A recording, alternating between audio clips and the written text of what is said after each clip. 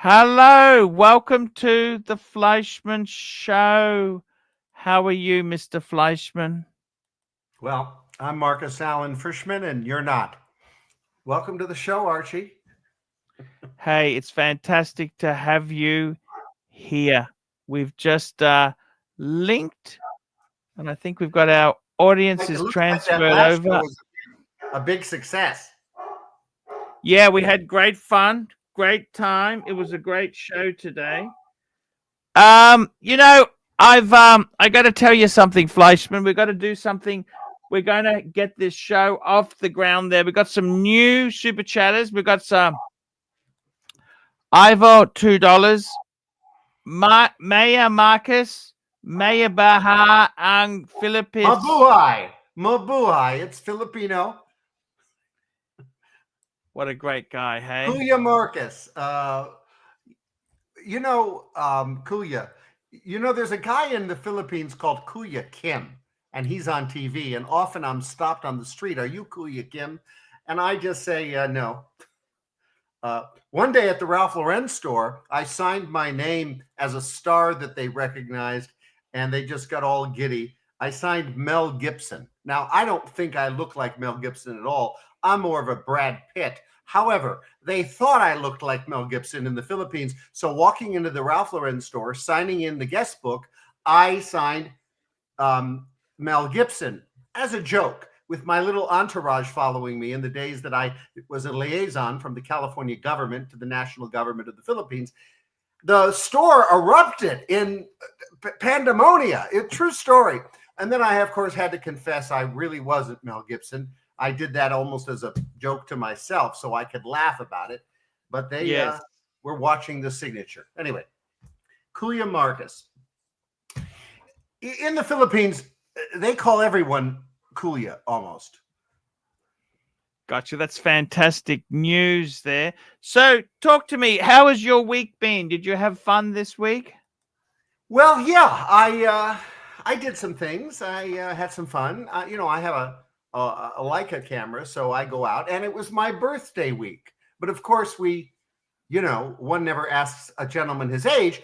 But I went out and took pictures at Griffith Observatory, the only tourist attraction, let's call it, in Los Angeles that is worth visiting. Disneyland is technically not in Los Angeles. So the Griffith Observatory is an astronomical institution. It was built, I don't know, approaching 100 years ago. It's a magnificent building on the top of the largest city park in the country called Griffith Park. Yes. And Griffith Park is a little mountain in the Hollywood Hills. And that's where I spent a great deal of time this week.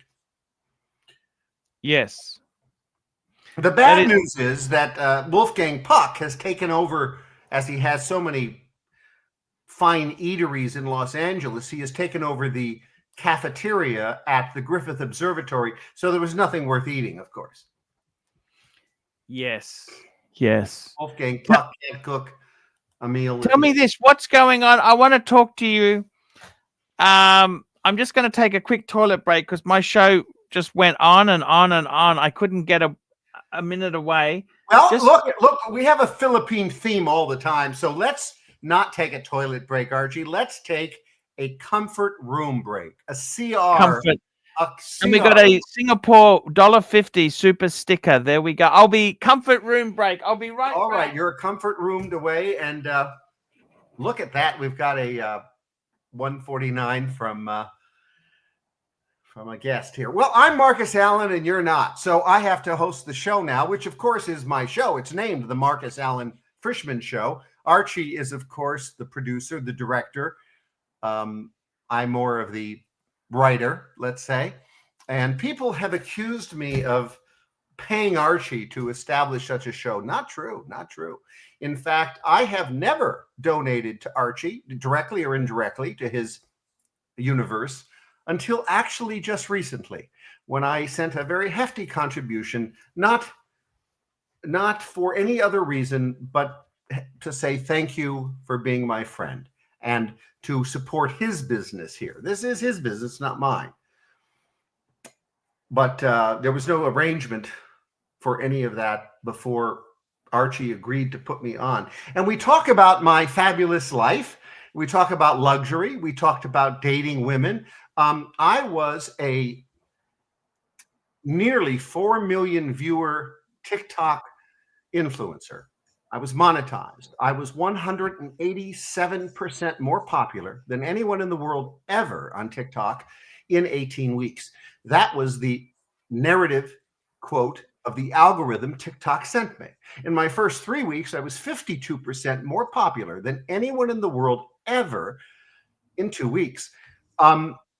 I got off TikTok, and that's worthy of a show in itself.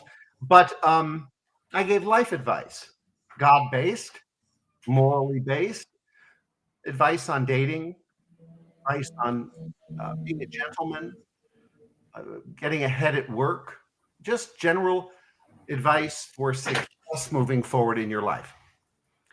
And here we go. Thank you for that comfort room break brought to you by Math Industries. Yes, Math, I want to talk to you there. I want to try and get this segment going really well, and it's been a difficult segment to get off the ground. I don't know why. We've had a lot of haters. Yes, we have. So I'm going to talk about a situation. I want to, instead of, you sent me a few topics, but I want to try something completely left field. Go left. Okay. I'd rather go right field, but do what you must. Okay, we'll go right field.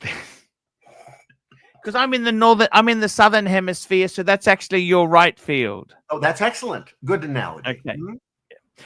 Okay, so I got a friend of mine. He's in his early 50s. I'm not going to say what country, but it's not the Philippines, but it's a similar sort of a developing country, okay? Uh-huh. It's not third world. Third world, let's just clarify this. Third world is like Africa. Mm-hmm. Third world, okay? But it's a developing country, which has got some teething problems, okay? It had a nasty thing to do with communism, okay? Nasty encounter with communism, okay? Mm-hmm. Mm-hmm. But that's long since gone. Pepsi and Coke are there, and it's all going well. He's met a gorgeous 20-something woman who works in a nail and beauty salon, and I think she possibly does some sort of massages as well. She's very young, early 20s, as I said there. And he's smitten with her. And I said, that's great. But I said to him, the key advice I would give him, I said to him, some key points I said to him, because I lived in Bangkok, Thailand for a number of years. And I said, what I think is, if you really are smitten with her, the relationships that work, you have to stay with her. You can't just go back, abandon her for months on end and expect her not to circulate or meet other people. You have to really stay with her. And what advice would you give for that dynamic? So that's a early 50s and a mid-20s woman. What advice would you give to have this relationship work? What key things are important? Well, first of all, the acknowledgement that the age gap is likely, depending upon the country, which you've not revealed, likely irrelevant. It's not a matter of discussion, even whether there's 10, 20, or 30 years difference. It will matter nothing to her, him, or the culture. Unlike other cultures that might have some trouble with that or need some understanding of that. This would be a positive thing, not a negative. It would be sometimes a negative in cultures like that if they're dating someone in the exact same age, as opposed to seeking someone mature who knows life and has advantages. Now, you didn't mention, Archie, my key component of importance to me when dating a woman in another country, and that is, does this woman come from a family of wealth or not? Now, I'm not going to impose my conditions on him, but I kind of need to know, is this a woman of means or family of means, or is she just getting by. And I'll just grab this super chat. We got a Mac Lobster $2 super chat. Please avoid reading the chat, Fishy. Okie dokie. Okay, so is she a woman of means? She is working, which is always a good thing. But no, her father died when she was young, and the mother went off with another man, and she was raised by her grandmother. But she has been, her sister had got her the job in the nail saloon. Is she educated? When you say educated, she can read and write. No, does she have a college degree? No. Okay. All right. So I'm prepared for my advice. So the good news is that she's living with her grandmother, not her mother. Apparently was some separation and her father has died. The good news about that is this gentleman will likely not have to support in any great way multiple family components. It is very natural and very common when you get involved with a woman like this in those countries, you will support their family. It's not a lot of money from American and Australian standards, but it is a fact. And we're talking at the low thresholds. We're talking at the low thresholds. If she had a grandmother that needed assistance, I would say being very generous at the low thresholds would be $300 to $500 a month. So he'll have to be prepared for that. Is he going to live in this country, or does he want to bring her to his country? He has told me that there is no possible way on earth he can bring her to Australia, because she would be like taking a flower out of the forest. It would die and wither and become thorny and dangerous. Well, he's much more prepared than I am. So, all right, that's fabulous. He is scared of losing his $1 million apartment, $1 million investments to a woman who suddenly has children with him for whatever reason. And but he's a single man, not married, and wants correct. He's divorced. Okay.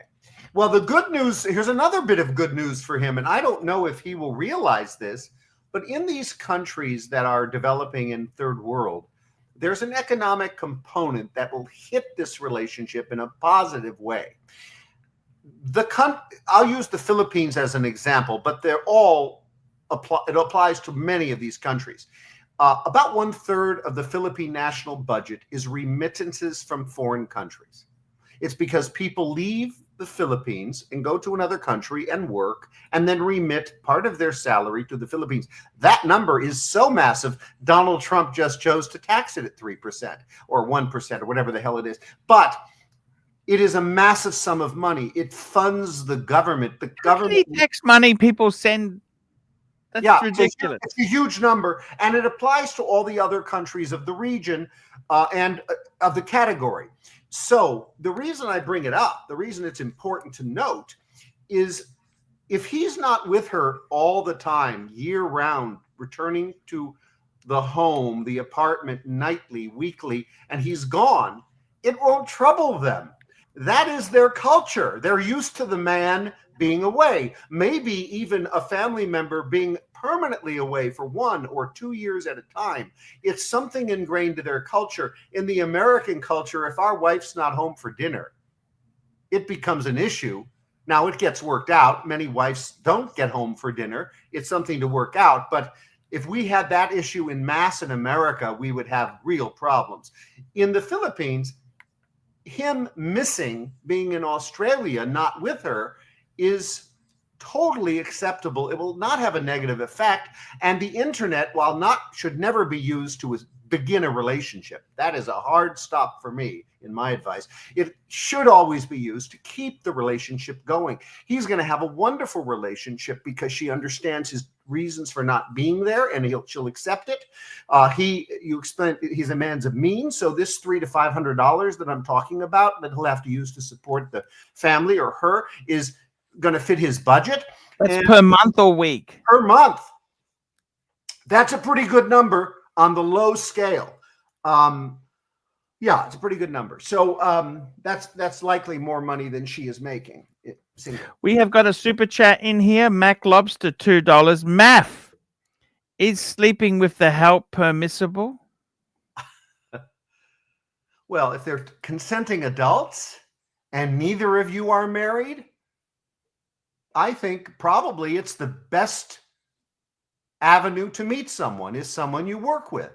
Your relationship should develop from work. Your relationship should develop from people you employ. This goes contrary to some of these fanatics, but it's absolutely true. That's how we should meet people. We should meet them at work. We should employ them and develop relationships, fall in love. It can be permanent, serious, casual, but as long as you both agree on the terms, it should be the way to go. Meeting strangers in the street is very tough. It really is not impossible. And I don't advocate dating online. Thank you. Thank you. Tell me this, Math, I want to ask you this here. We're throwing the questions out there. My friend there, he doesn't really ever want to get married to her and bring her back to the Western world. He's scared of her getting poisoned by the Western witches. Okay, I get it. I've heard this He's before. scared of the imbalance. He doesn't want to lose half his money. Well, he doesn't. In the U.S., we have contracts that can separate that, or prenuptial agreements if you get married. But I think he's overly concerned, because I had a friend in America that brought a Filipino here.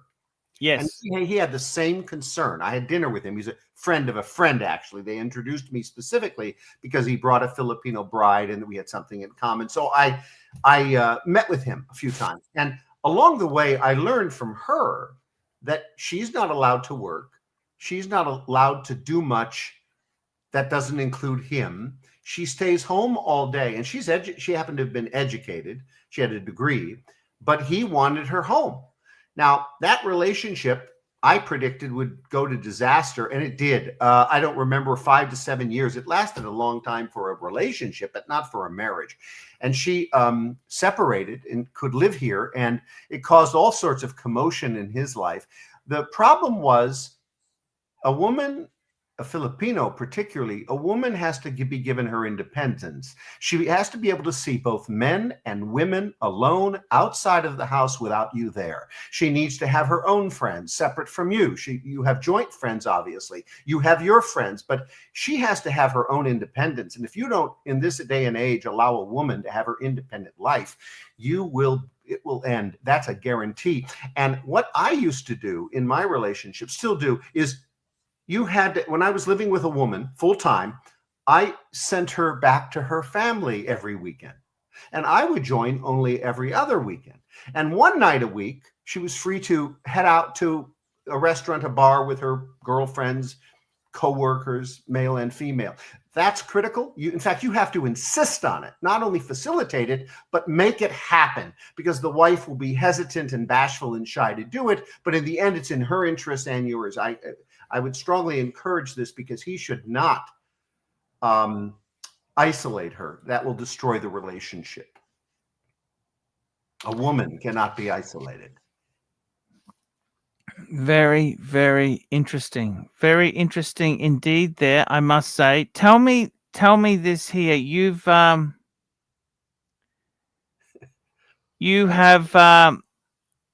mentioned some very interesting points.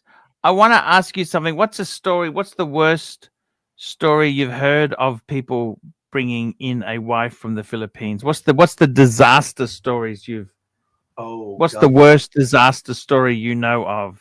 All right. Well, those are the scams. And that I don't have personal knowledge of a friend that experienced the scam, but they are a matter of record. They are real specific people. They're not folk tales.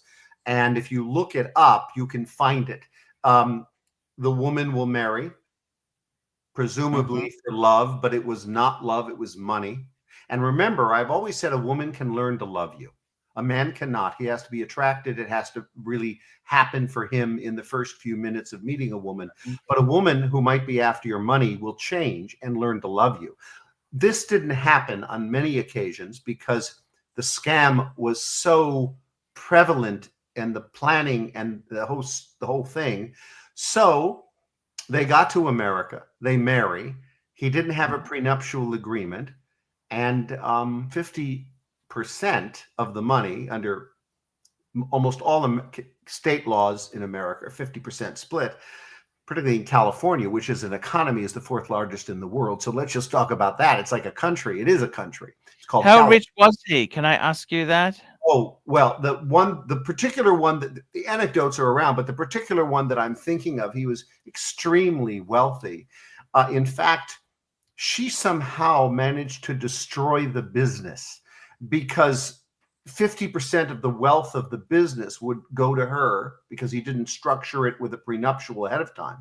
I should point out, I mentioned prenuptial. When you do a prenuptial, you don't have to do one that completely separates and guarantees and protects all of your money and gives your former wife nothing. You get her to sign it, and you get her an attorney to advise her to sign it by guaranteeing a share of your wealth for a period of time or for her life. But you make it a manageable share. And that's the way you do it for any woman who relies on you. It's the only right thing to do. No one should have a prenuptial agreement excluding the woman from your wealth unless she is equally wealthy. And then maybe you both have mutual prenuptials. But if you don't, you have a duty to take care of the woman for the rest of your life and vice versa if it's a man. But structure it so it doesn't break you. In this case, he didn't have anything. So the law broke him. The 50% split up caused the board of the company to go mad because now she controls half the board. And this was a significant man. And the company in the end was crushed. The income collapsed. And I guess he was better off. You know, I had another wealthy friend tell me, I can't reveal his name. He's a billionaire. And he had a divorce, just a little side story. He planned it 2 years in advance to structure it. Was he married to a Filipino? No, he was married to, I know I'm hesitating because I don't want to give too many details. He was married to a very young nanny. He married the nanny. I'm talking carefully, but I don't want to blurt out personal information. He married the nanny. He is a billionaire. He structured the divorce from the wife, who's not the nanny. Of course, she was the wife. And he structured it 2 years in advance. He did not have a prenuptial, but he had to lower his income. He lowered his income to $400 million a year. He structured it. He told me these details. He structured lots of things, obviously. When you have, at your lowest point in your career, $400 million a year income, you're going to structure significantly. And that's where he got his, and then, of course, he only had to split what was related to $400 million. Now, to all of us, that might be an awful lot, but trust me, he made significantly more money than that when he put his business in full gear. And he was a man that went to a job. He owned a company. He did work. As he liked to brag, I don't do deals, Marcus. I make a living. I go to work. And it was a big living. So, so structure things properly, but take care of your woman. Oh, one last anecdote. Why did he marry you in the first place if he lost interest with her? Tell me this. Well, I don't know. Well, they're not mutually exclusive. He married her because he loved her. They had a good relationship. I knew him after the marriage, so I don't know how long the marriage is offhand, but I'm guessing that marriage was over 20 years. And he had children with her, and she was a socialite. She was high society. And she was a wonderful woman. I met her. He married the nanny. The nanny I can't reveal. The nanny had an untimely death years later. Crushed my dear friend, and but it was just some stuff he had shared with me. But it goes to the point: structure it properly. Whether you're rich or poor, you have to structure it, and just simple enough. Go to an attorney. If you can ultimately pay a few $100s, $1,000, and you'll get a proper document. Your future wife, should go to her own attorney, who will likely advise her to sign it, and then you are okay and protected. Yeah, I'm not a lawyer, but you don't need me to give this advice as a lawyer. It's common knowledge. It's amazing how many men know it, and then how would you structure it with Miss Winkle? Well, with Miss Winkle, we would have to protect her future income as a dentist. So that no doubt would be protected from me should we separate. Unless, of course, she was the breadwinner and it could trigger support to me for life, particularly since my income will decline with my age. So I suspect your income will decline like our super chats. Yes, like something like that. or something like your income. So we have to work on that. But yeah, that's mine. While at a much lower level than my billionaire friend, is probably more complicated. Yeah. So tell me this: how did you handle it when Ozzy Osbourne? You heard Ozzy Osbourne had died. Terrible. I loved Ozzy. I loved his personality. I loved his show. I loved his music. Now, he wasn't up there with many other performers that I really follow more closely, but and enjoyed the music more. But yeah, I was sorry he died. My friends and I shared stories. Hulk Hogan? Well, I don't identify with poor old Hulk Hogan, but it seems like he died early, didn't he? He also looked pretty healthy. What the hell happened? I mean, when you looked at Ozzy, you wondered what, politely I say, God rest his soul, you wonder why he didn't die 20 years ago. But Hulk Hogan did the speech before the National Convention when Trump was elected. We all saw him ripping off his shirt, and right there on stage, if anyone watched it, it was fabulous. And then we're not a year later and he's dead. Terrible. I don't know. I didn't go do a deep dive. I don't know what his circumstances are, but I was not a big fan of Hulk Hogan. Also, Hulk disappointed me when he said racist remarks. He said some things he shouldn't have said about colored people, black people. And I took exception to that. He explained it. He said it was where he was raised. He didn't have innate racism in his heart, but that he used racist remarks because he was raised in that manner. And that may be. My father was not a racist, and I wasn't raised like that. I'm colorblind completely. But my father used racist terms, and that goes to his, what's cool now is not cool then. The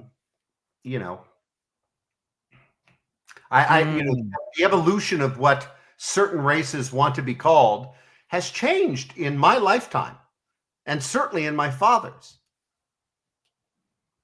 Yes, I see what you're saying. So you have to give a pass on people, but gosh, he was old enough and smart enough to know better, and he was a public figure. My father wasn't a public figure. So when he used those terms, and I also knew what his heart was, but I also have seen people of my father's generation use those terms and mean it. They have hate and they have some belief that certain races are not equivalent to others. That's hard to deal with. But I'm from Los Angeles, Archie. What people say it's the second largest city in America. It is technically, but there's something called Greater LA. We have 14 or 15 million people. New York City, the largest city, has 8. There is no comparison. We are the largest entity. In fact, in fact, it's bigger than some countries, the region of Los Angeles County. And the reason I mention that is that means it's very diverse. And we don't segregate our ethnic groups in boroughs like they do in New York. They're commingled. It's all by economic class, not, and we don't have a class system. Probably shouldn't use the word class. Economic separations in Los Angeles exist, which are disproportionately have some ethnic groups in the poorer ranges, but in fact, we are pretty well mixed up here. So we are not, I have never met a racist Los Angeline. I just never met one. We're just too commingled. We're too diverse. Yes. We grew up here in LA, even in my generation, to be, your neighbors were Mexicans and blacks and Puerto Ricans and Iranians. And really, I'm not just saying that, they were my neighbors. And those are the upper income areas as well. Yes. It's, that's one good thing that's happened with the progress of time, is that racism is no longer accepted as, it's no longer accepted as a thing, you know. And there is no institutional racism in America. I really don't want to head into the political component, but I have to, I guess. There are people that say we are innately racist in America. We are not. There is no institutional racism. There isn't a government entity that allows it. There's not a government program that condones or facilitates it, even silently. And I have been around conservative Republican politics all my life. Yes. I have never met these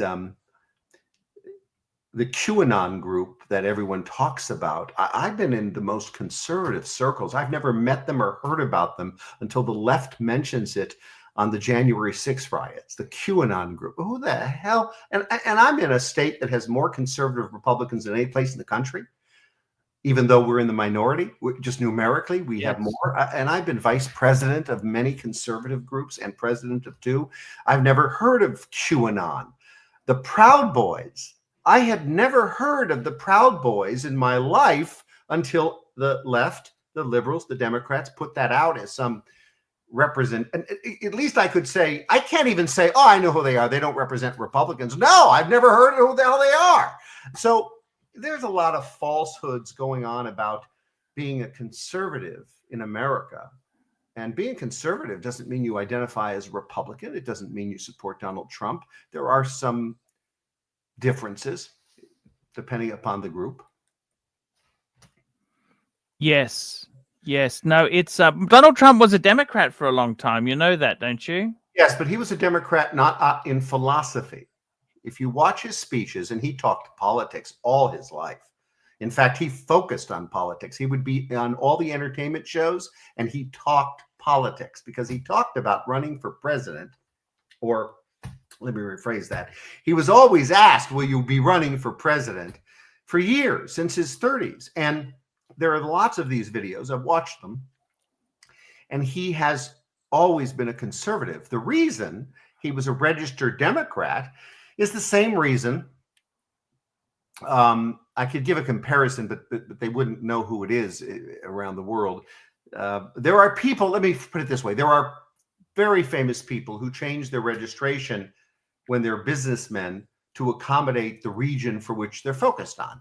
And New York was his focus. And New York, my entire lifetime, has been Democrat. So he had to be a Democrat. He had to make the deals with those Wall Street people. Donald Trump hates Wall Street. Donald Trump hates the banks. Donald Trump hates the world financial market as we know it, the world banking, the World Bank, the International Monetary Fund. He hates them all. Now, he had to deal with the devil as a businessman. But what he should have done when he got elected, if he had followed my advice, was to appoint AOC, Bernie Sanders, and Elizabeth Warren, the most liberal members of the Congress of America, and appoint them to a working group or a commission to break up the banks, to dislodge the World Bank from the hold of the world, not just America, and change the Federal Reserve and update the system to something more modern. He had actually had a working group like that in the White House. He didn't commence that legislation, and I know some details about it. And the reason he didn't commence it was he had to fight his political battles. He had to pick his battles, and that wasn't a priority. That would have been a big one, because the Democrats and Republicans love supporting the big banks, and Donald Trump hates them. He'd like to destroy them. In fact, MT85 $2, Los Angeles, the socialist capital of America. Well, we call it the People's Republic of Los Angeles here, from my perspective.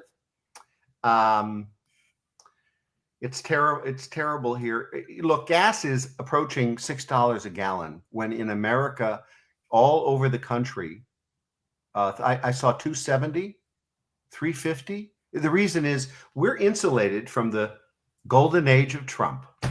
California has just decimated itself. We had 47 oil refineries. You know how many we have now? 7. And 2 of them are about to abandon ship. Our governor's running around in panic now, because he knows if we lose those 2, we will have gas at $8 a gallon. Tell me this, what age do you think they should say the president is too old? Oh, I'm not sure. We don't have a limit. I don't think that's even in the works. We don't have a limit of age. I think you know what President Trump says, you should be taking a cognitive test, which he keeps taking and acing. Joe Biden refused the cognitive test. He had never taken it during his time as president. I don't know if he ever did take it before that. You know, I have to get past a lot with our president on a personal level, the way he handles things, the way he is. But oddly enough, some of these negative personality characteristics people observe in him have actually been evolving to be the key to his success. He's doing something that no president has ever done. He's making deals with other countries that are benefiting America and neutralizing the diverse, what's the word I'm looking for? The inequity between the deals that exist, between the economic deals that exist between the companies. So he's making them pay for what the evils that they have committed upon us and the things we have let them do. We have been taken advantage of by the world. We make people free and rich, and then they take our money. Yes, very good point there. I wanted to, we got a super chat just come in here. Black Cat 997 $2. Should America support Thailand in the current war? That's with Thailand and Cambodia. You know, Trump is putting out wars, putting out fires, as he did in Africa recently. I don't know what our national position is on that. We probably just stay out. I think I should run for president.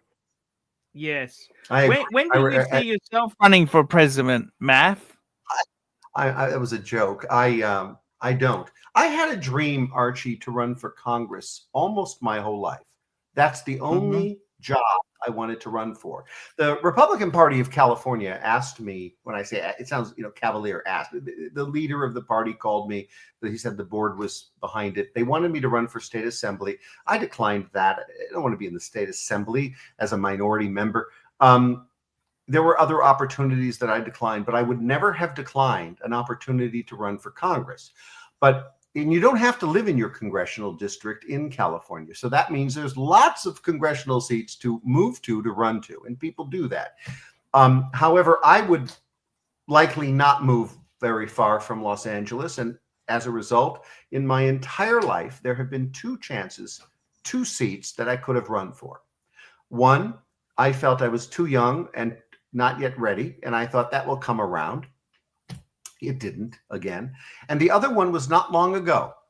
And as the story goes, the speaker, Kevin McCarthy, who knows me well, I met him when I was 17 or 18 years old. He was a longtime speaker of the House of Representatives in America.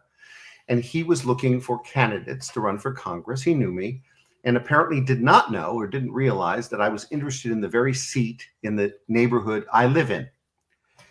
I was out of the country, but I put the word out through the proper channels, and he claimed he didn't get the message and selected an unknown, unqualified, but kind of impressive resume jet fighter military guy to run in that seat. It was marginally Republican, and he unseated an incumbent Democrat that was in crisis in a scandal in California, and she resigned. So the seat became vacant. It was that seat that I would have run for, but he was too far ahead of me. I could outraise him, but it wasn't about money. He had all the support. All the people that knew me, who didn't know him, let me put it that way, who did not know him, endorsed him. They knew me. It's hard to pull away endorsements. Those are important in a congressional race. I could have outraised him because I had a benefactor. I had $1 million benefactor. I would have plunked just over $1 million in a bank account. I would have used a couple $100,000 of that to operate without taking clients during the campaign. That would be personal funds. It's legal as long as you disclose it. And it was a loan from someone. And whether I would have been forgiven or not later, but certainly if I would have won, I would have had to pay back every penny. And that would start my potentially $7 million campaign for Congress here in the Santa Clarita and San Fernando valleys of Los Angeles. But it didn't play out. But I will tell you this, because that gentleman who won, Mr. Garcia was his name, he's a congressman, he lost the last election. He lost re-election because he was too conservative for the district. And while I am a conservative, I fit that district better and are certainly more open and flexible and less rigid on certain public policy positions. So I think I would have been able to win the re-election. He was unable to, and he wasn't good at raising money. Here we go. Here's a nice cartoon that came out with Ozzy and Hogan there. Yes, indeed. Let's hope Ozzy actually made it to heaven. Yes, let's hope let's hope he did. Yeah. I've got to say to you, Marcus, tell me this. If you are unhappy in America, would you recommend middle-aged, mainly male audience, we're talking from a male's perspective, what country in Asia would you suggest people could live quite cheaply and have a better standard of living? Well, if you're broke, go to Thailand. Now, there's a language issue sometimes if you're outside of the cities. Why is Thailand better if you are broke? Oh, because the economic, the numbers. Look up what it costs for food, lodging, everything. Everything is cheaper in Thailand. And then the Philippines? It's cheaper than the Philippines? Yeah, Philippines has become a real target for this kind of visitor, and the numbers are staggering. When I say visitor, I should say expats wanting to move there, not so much vacationers. There actually are not that many vacationers in numbers that go to the Philippines from America, if you look at the real numbers. But expats permanently residing is huge. It's very expensive in the Philippines relative to Thailand. Very different. Philippines is really, when I say Philippines, there are 7,500 islands, right? I'm talking about Manila. And if you want to live in Manila, you got to have some bucks. Now, what are the bucks? A couple $1,000s a month or more. Okay. That's quite expensive. Yeah. Okay. You don't need that in Thailand. But you do need a couple $1,000s or more in the Philippines if you're going to live in Manila, not the provinces. Now, there are men that wouldn't mind, I suppose, living, and I could not live in the province. I can't have power shortages, and I can't drink dirty water that's dragged up from a well, instead of buying it at the 7-Eleven. So, if you want to have an Americanized life in the Philippines, it's Manila. It isn't many other places. There are a few other than that. I can list them, and Manila's big, but you'll have an Americanized life with some third world interruptions to that. But if you go into the provinces, 7,500 islands, there's plenty of provinces. You're not going to have that life. Now, if you go to Thailand, you'll have an Americanized life or a provincial life, and both are going to be way less money than the Philippines. Just look up rentals. The quickest way to figure this out, look up Manila. Manila's a big place. It's regional. So you look up places like BGC, Rockwell, Manila, BGC, Manila, and you'll see prices of rentals. Then look up Thailand and in some of the areas of Bangkok, look up rentals. You're going to see big differences. Yes. And if you're someone of means, I would up that budget to $4,000 a month, US, and that's a lot of money. Well, $4,000 or $5,000 a month. I'm now talking a different category of expat. It's someone with a little bit more means. Maybe they have a retirement of $6,000 or $8,000 a month. I don't know what your average salaries are there in Australia, but here in Los Angeles, when you make, I'm going to make out a number because I just did I did a program for somebody to help them get benefits. You had to be under $89,000 a year for one person and above $46,000 a year to qualify for hardship benefits. So you couldn't be too poor because they don't want to help poor people in the People's Republic of California. They want to help the middle class or the poor class. I shouldn't have called it middle class. And that range was $46,000 to $89,000 a year. You're considered I don't want to put a name to it, but it's a category for which requires assistance. So you will get benefits here. And that's because you can't afford to live in Los Angeles at $89,000 a year. Fucking hell. How much do you need a year to live in Los Angeles? Okay. Well, apartments in the worst of neighborhoods, 1 bedroom to 2 bedrooms, because there's not a price difference that's significant, will start around $2,000. Now, that's a really low number, Archie. In my neighborhood, you can't find it. I could look up I'm on a mountainside. I'm looking out 3 million people out there at my window in the view. There is nothing at $2,000 a month. Over 3 million people in the view of my window. Those rents are going to start at around $3,000, and they're going to start to climb. I have a friend that has a 1-bedroom at $8,000 a month. Fuck. Well, now we're talking luxury. That's luxury. It's upscale. But those numbers that I were giving you are the basic apartments in Los Angeles. $2,000 for really, really bad neighborhoods. I mean, really significantly. I was in Linwood the other day. It's a city in the city of Los Angeles. It's been around 40 years. My buddy made me park my car at a remote location near the airport. Then he picked me up. Then we jointly went to meet these clients in Linwood in his car because he doesn't drive. What car did he have? Some mommy wagon, I don't know, some big car. You had a Porsche. Of course I did. So that's why we had to park it somewhere else. We're driving through Linwood. Now, I went to school near Linwood, and I said to him, I went to USC. This neighborhood hasn't changed in well before I went to USC. It's all the same. Nothing has changed. He was shocked at the way it looked, but I assured him it's been the same. And then we looked up the apartments we were driving by. I looked them up on my iPad. They were all between $1,900 to $2,400 a month in what is one of the lowest rent districts in all of greater LA, a 14 million people neighborhood. And not to put down Linwood, it was clean, but it's poor. You get back to my neighborhood. I'm not renting them in a house, but my neighborhood rentals in apartments are starting at around $4,500 a month, and they're going to about $8,000 or $9,000 for 1, 2, 3, and 4 bedrooms. And I'm not talking houses. I'm talking apartments. Houses are significantly more money. No one's renting a house nowadays unless you're very wealthy. It's easier to buy a house.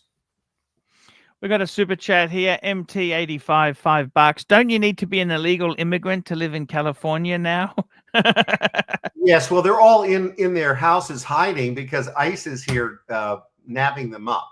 Now they are targeting only criminals, very bad criminals. Most of these criminals are very bad. I said that 3 times.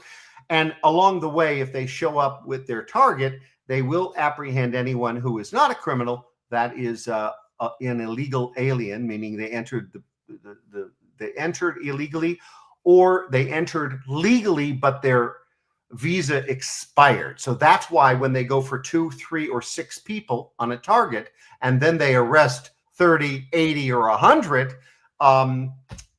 that's who those other people are. And they're not focusing on the immigrant community. They're avoiding that with one exception. They had to go to a marijuana grow facility because they had a very serious criminal there, and they arrested almost 100 illegal immigrants, meaning entered illegally or visa expired.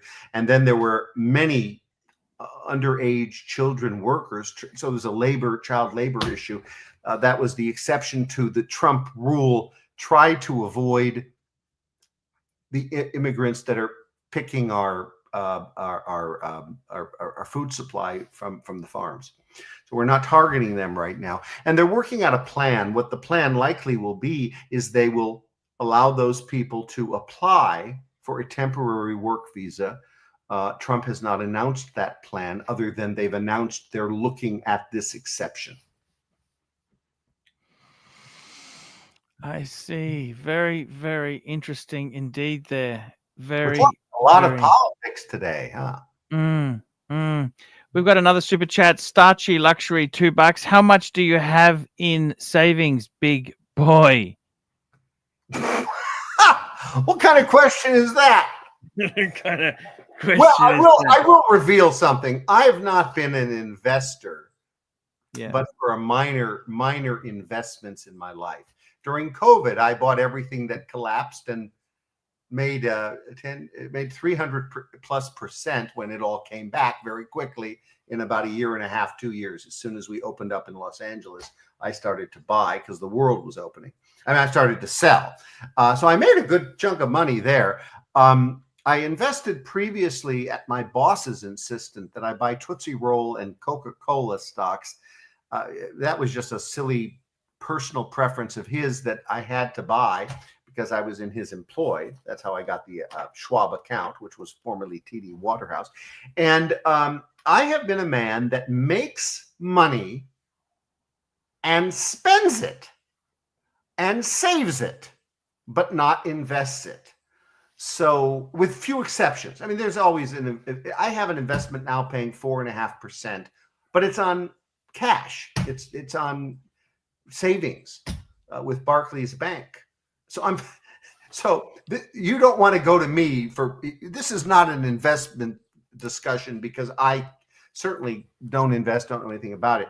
I've had some lucky moments in the stock market, but I do make money. I charge fees, and I make a advanced flat fee to get people out of trouble. I have a team. I'm hoping to close my company called the Marcus Allen Frishman Group, the Math Group, by January 1. And my goal, ready for this goal? 0 income. That's my goal. I have been appointed recently to serve as a partner consultant at a much more significant company. I won't say the name here because that's not in my control. I'm just joined the team, so to speak. I have helped those people over the years. They've paid me, and they learned my desire to close my consulting business, which is a team of attorneys, CPAs, and lobbyists who advise me to help the clients that I have. And I do all the work. And this new appointment I got is going to allow me to take my skills to help this big, giant company in Washington, D.C. and Los Angeles help their clients. So I'm kind of at the, and we've only had 3 meetings with clients so far, so I'm uncertain how this will go. But one thing's for certain is I'm shutting down my business. I've joined this other operation. It's been around a long time, and it's being restructured by my friend because the former Lieutenant Governor of California and the Speaker of the House of Representatives of California formed this company in about 2007. And it's been around since, and I've been asked to join them and help them with their clients, but now I'm an official part of their team. So that's always good, moving into retirement. Sounds amazing. Math, tell me this. If you could retire somewhere, which part of the world would you retire to? Hawaii, Florida. Hawaii. I like hot. I don't mind humid. I don't mind rain if it's hot. I got to have hot, got to have warm. Hawaii is the most beautiful place in the world. It's expensive, but it is very expensive. The Philippines, don't get me wrong, there's some wonderful islands I like to go there. Having lived there 4 months a year, 3 to 4 months a year, every year since 2003 to 2020. The thing I wanted to say was there's nothing beautiful about any of the islands in the Philippines. They are very enjoyable. I love Boracay. I've been there 54 times, or is it 56 times? I'm now forgetting, but I've been there a lot. And I go there because it's wonderful. The beach is beautiful, but the infrastructures are not, and the facilities are not. It's not like Hawaii. Hawaii is fabulous. The beauty, it's beautiful. Marcus Allen, it's been an absolute pleasure having an hour with you. I hope you'll join us next week. I will, Archie. I really enjoyed the advice. Remember, I'm Marcus Allen Frishman, and you're not. That's it. Guys, I want to thank the super chatters. We had some great super chatters. We had Ivor. We had Chung Chian Chong. We had Mac Lobster, MT85, Black Cat 997, MT85, and Starchy Luxury. Oh, I love Starchy Luxury. Do you know there's a guy here in chat? We'll end with this point. He's taken a picture of my dead dog, Walter, who died. Yes. I have my new dog, Mr. Bueller. And he's taken it and he calls himself not Sir Walter, because I used to call my Walter Sir Walter. And yes. I'm looking at it. He's got a picture of my dead dog, not Sir Walter. I'm going to take that as an absolute compliment. And I'm going to thank him for honoring my dog. We miss Walter greatly. He lived 11 good years. Yes. Fantastic. And thank you so much for coming on today. Guys, we'll be back tomorrow. See you. So we'll be back next week. Next week with the show. And we will get it going. Thank you so much. And maybe people can save a little money and do a few of these super chats. And for the record, I don't receive any of the funds from super chats. Archie gets it all, and he needs your help. And this is the show that's going to bring Archie back. This is the Bring Archie Back show. We're going to have to rename it at some point.